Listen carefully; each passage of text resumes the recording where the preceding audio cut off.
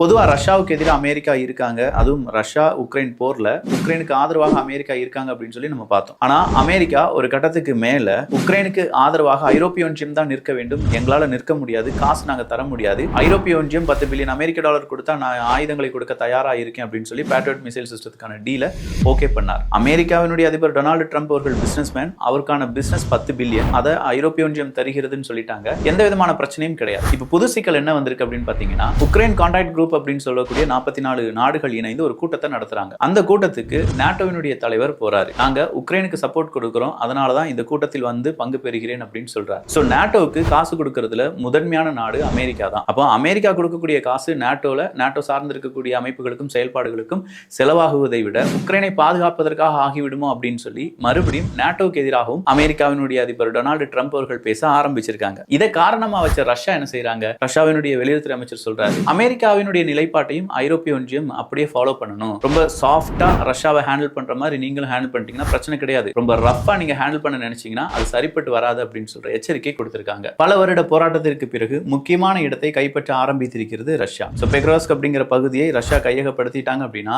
கண்டிப்பா அது உக்ரைனுக்கு பேர் ஆபத்து தான். உக்ரைனுடைய ஒட்டுமொத்தமான லாஜிஸ்டிக்ஸ் ஹப் அப்படிங்கிறதும் இந்த இடத்தை நம்பிதான் இருக்கு. அது எல்லாமே ரஷ்யாவின் கைகளுக்குள் போறதுக்கான வாய்ப்புகள் நிறையவே இருக்கு.